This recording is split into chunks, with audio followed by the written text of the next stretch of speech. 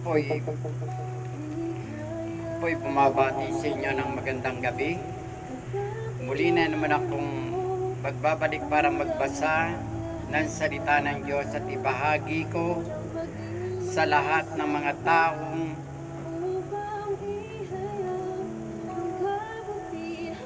ang salita ng Diyos ay isang nagbibigay ng kalakasan. Ang salita ng Diyos ay nagbibigay buhay. Ang salita ng Diyos ay nagbibigay ng kapanatagan sa ating puso at isipan. Kapag ito'y binabasa mo araw-araw ang salita ng Diyos,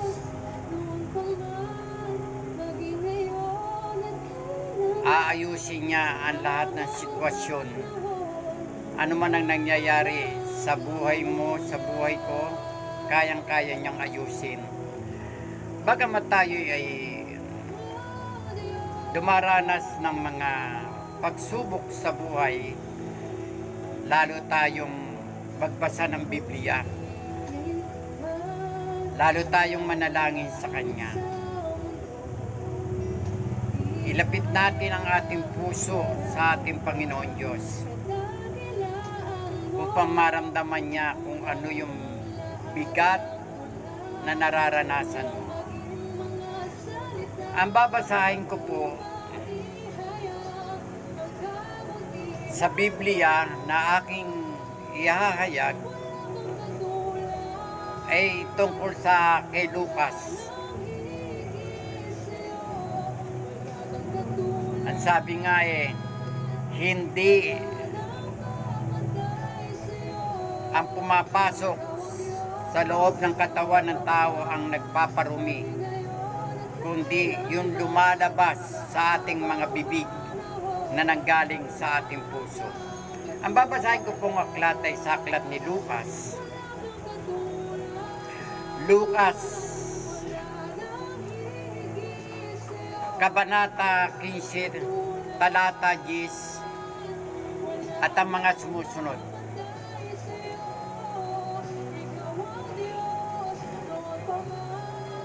Ang sabi rito, hindi ang pumapasok sa bibig ng tao ang nagpaparumi sa kanya, kundi ang lumalabas sa bibig niya, iyon ang nagpaparumi sa tao. Ang kontekstong ito ay ang pagtuturo ni Jesus tungkol sa mga bagay na tunay na nagpaparumi sa tao, na hindi mga bagay na kinakain o mga ritual na sinusunod, kundi ang mga bagay na lumalabas mula sa puso ng tao,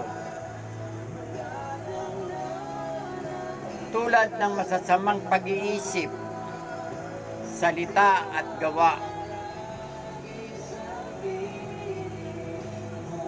Ang talatang ito ay nagmumula sa isang bahagi ng kasulatan kung saan kinakausap ni Jesus ang mga Pariseo at Iskriba. Sila ay nag-aalala tungkol sa mga tradisyon ng mga tao, tulad ng paghuhugas ng kamay bago kumain, at tinuturing nilang marumi. Ang sino mang hindi sumusunod dito sa talatang ito, liwanag ni Jesus na ang tunay na dumi ay hindi nagmumula sa mga bagay na pumapasok sa ating katawan, kundi sa mga bagay na lumalabas mula sa ating puso.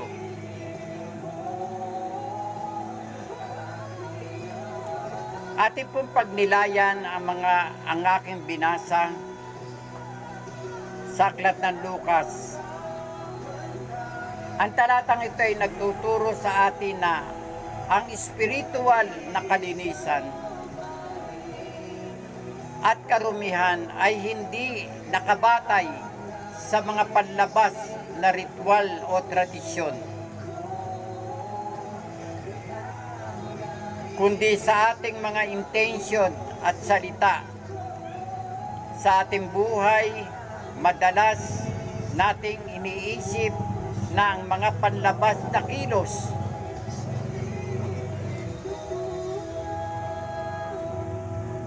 tulad ng pagsunod sa mga ritual na o tradisyon ay siyang pinakamahalaga sa pananampalataya. Ngunit pinapaalala sa atin ni Jesus na mas mahalaga ang ating puso at isipan.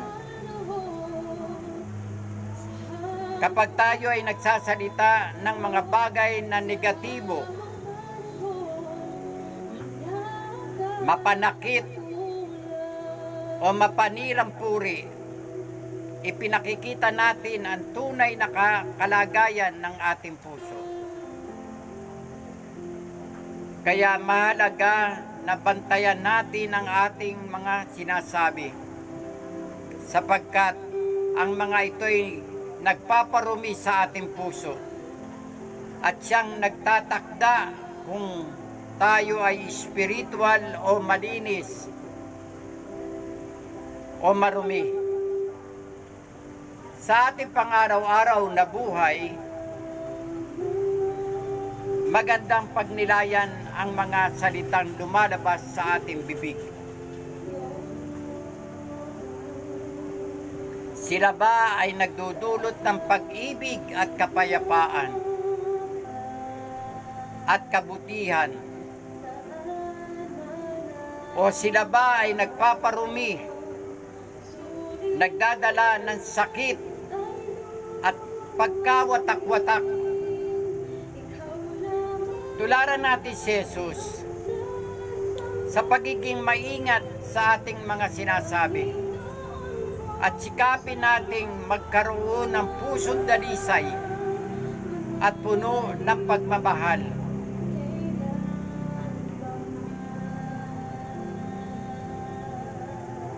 Ating pong napagnilayan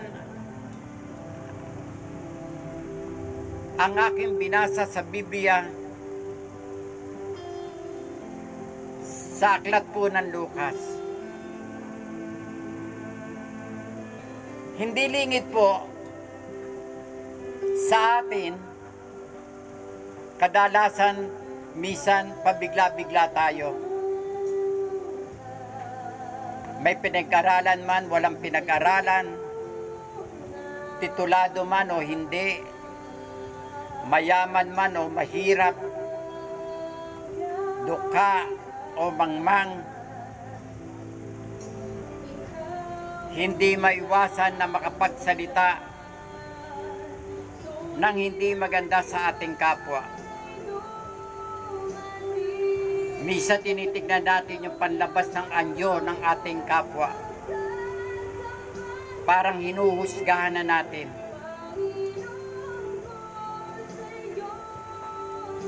Tumitingin tayo sa panlabas at itsura ng tao. Nahuhusgahan na natin ang tao kapag nakita natin kung ano itsura niyang panlabas. Kapag marumi ang panlabas ng tao, sabihin natin, walang kwenta yan. Nakakahawa yan, marumi yan. Hindi dapat lapitan yan. Pero kapag tayo ay may nakakausap o may nakakasalamuha, may nakakaharap, nakilala sa lipunan,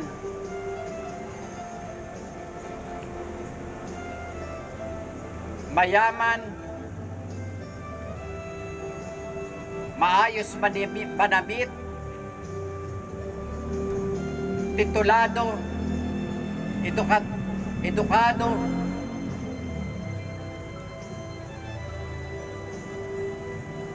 walang kabog-abog, walang pag-aalinlangan, kakausapin natin. Kasi ang nakita natin ay maganda sa paningin natin. pero hindi mo alam kung ano ang kanyang laman ng puso.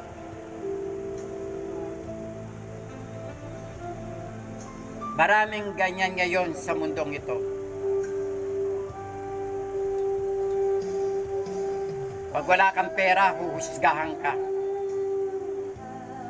Pag marami kang pera, mayaman ka, kakaibiganin ka. Gagawin ang lahat para lang makuha yung simpatsya mo.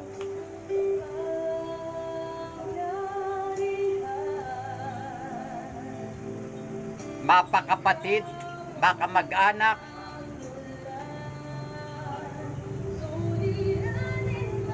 kadalasan, yan ang naging nangyayari ngayon sa mundong ito. Ayaw ng Diyos yung ganon.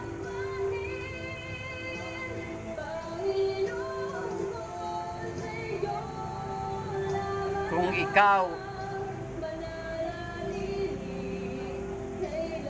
ay hindi mo iniisip kung ano ang katatayuan ng kaharap mo, kausap mo, kakilala mo, ano man ang itsura niya, dapat pakiharapan natin ng maayos. O di kaya ipanalangin natin. O di kaya kung may tutulong-tulungan. Hindi iwasan, hindi kutyain, hindi pagtawanan, hindi pag-isipan.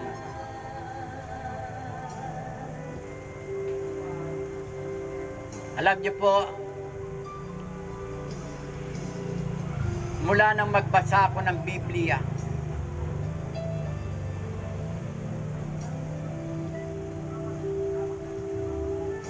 sa pagbabasa ko ng Biblia ng salita ng Diyos, marami kong natutunan.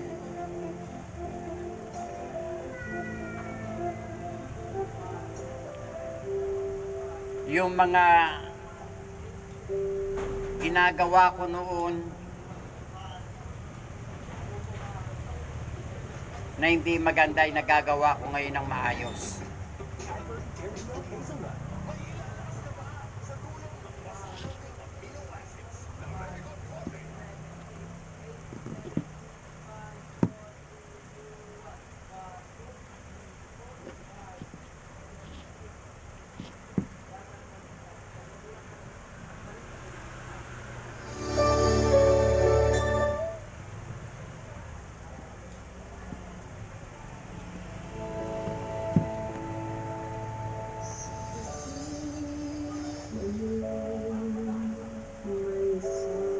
Tayo po'y mananalangin.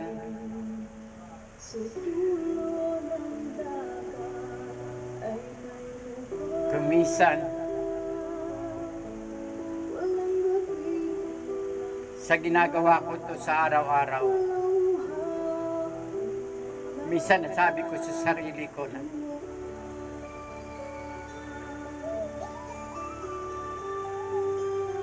mas masarap pa yung ganito.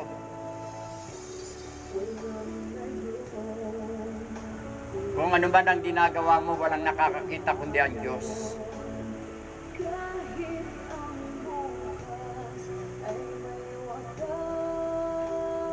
Darating ang araw, lahat ay magiging pantay-pantay sa paningin ng Diyos. Mayaman ka man, mahirap ka man, sukdulang ka man ng kayaman, ang Diyos ang huhusga sa atin.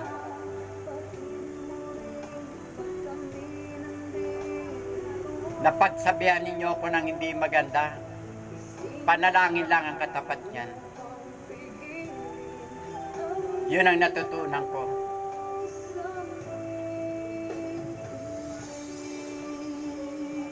Napagwikaan ako ng hindi maganda, iluhod ko lang yan sa Diyos para hindi ako magkasala. Nargabyado ko, iiyak ko lang yan sa Diyos.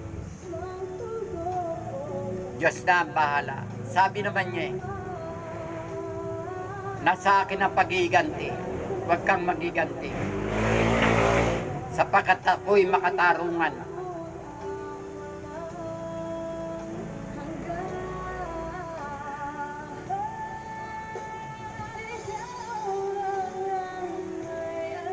Tayo po'y manalangin.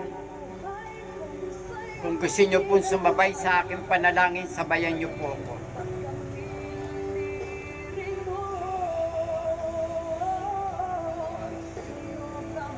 Ito bago ko i-live, pinag-aaralan ko munang mabuti ito. Inaayos ko yung konteksto para sa ganon maging maganda sa pandinig ng tao. Panginoon, tulungan mo po akong maging maingat sa aking mga sinasabi. Linisin mo ang aming mga puso upang ang mga salitang lumalabas sa aming bibig ay maging pagpapala sa iba at hindi magdulot ng karumihan. Naway patuloy kaming lumakad sa iyong liwanag, puno ng pagmamahal at kabutihan. Gabayan mo kami, Ama, sa pang-araw-araw na aming mga buhay. Tulungan mo kami, akayin mo kami sa landas ng katwiran. Ituro mo po sa amin, Ama, ang nararapat naming gawin. Pigilin mo ang aming mga dila sa paghahabi ng mga salitang hindi maganda. Bigyan mo po kami ng pagpipigil sa aming sarili upang hindi namin masabi ang hindi maganda. Sapagkat alam namin, Ama, kapag kami nagsasalita ng hindi maganda, ikaw ang kauna-unahang nasasaktan. Ama,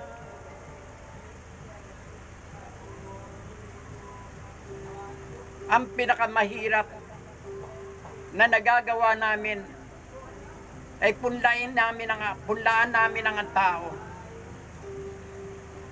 Husgahan, pag-isipan ng hindi maganda. Patawarin mo po kami, Ama, kung magkagayon man. Sa gabing ito, Ama, hayaan mo maging malaya ang aming pagtulog, na wala kaming dalang karumihan sa aming mga puso. Ikaw ang maging trono sa aming puso, Ama. Ikaw ang lumuklok sa aming trono, sa aming mga puso.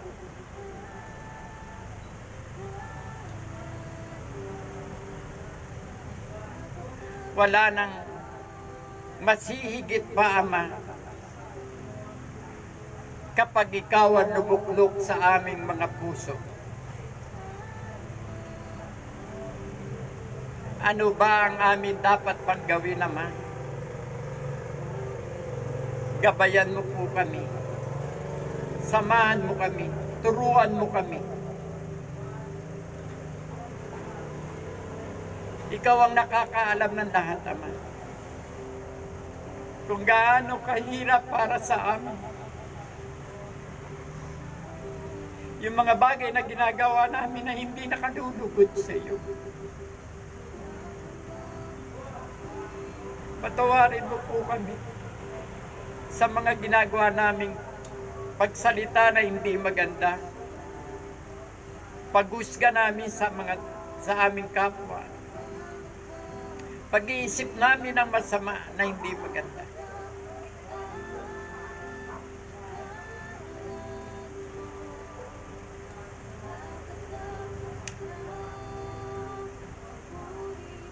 Ikaw lang po, Ama, ang makapagbibigay sa amin ng tamang sistema ng aming mga puso. Hipuin mo po ang aming mga puso. Linisin mo po ang aming mga puso, sapagkat doon ka namamahay sa mga puso ng tao.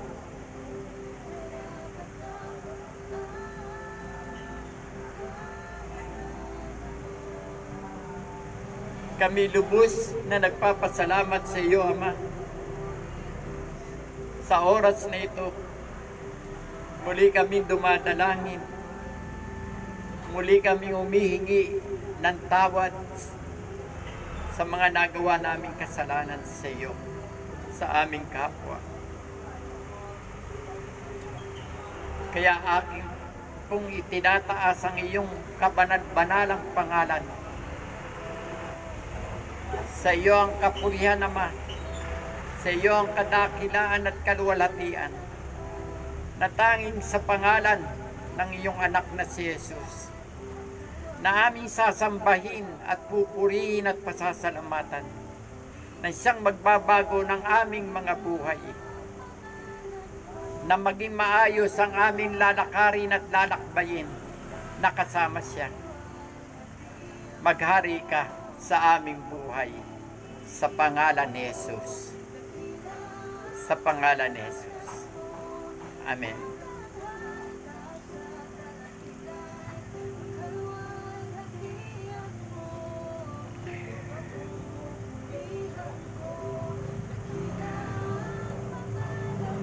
May konting ibabahagi po ako para sa aking sarili.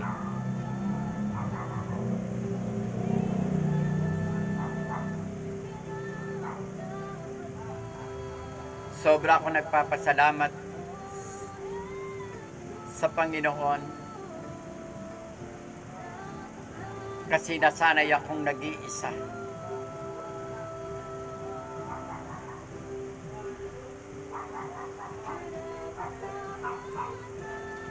Hindi naging mahirap para sa akin yun.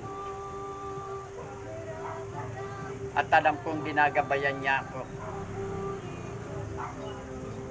Ilaanan natin ang ating buhay sa Kanya. Napakasarap niyang paglingkuran.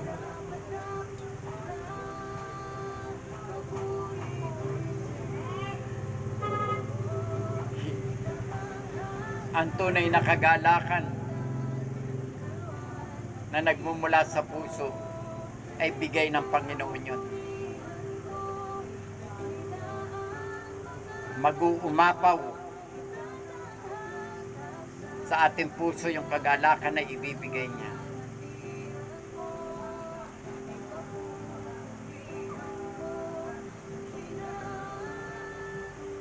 Biro nyo, nagtuloy ako sa aking pag-aaral sa Bible School.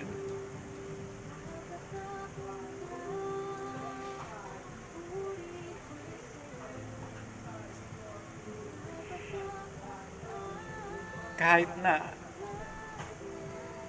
gusto kong umatras, hindi ako makaatras.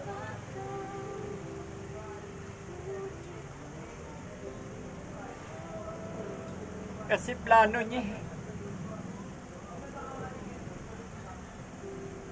Kapag plano niya, hindi na may iwasan.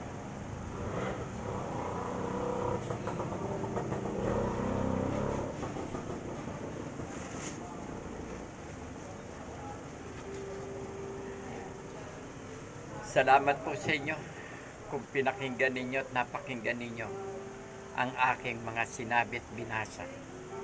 Pagpalain po tayo ng Diyos. Nabuhay po tayong lahat sa biyaya ng Diyos.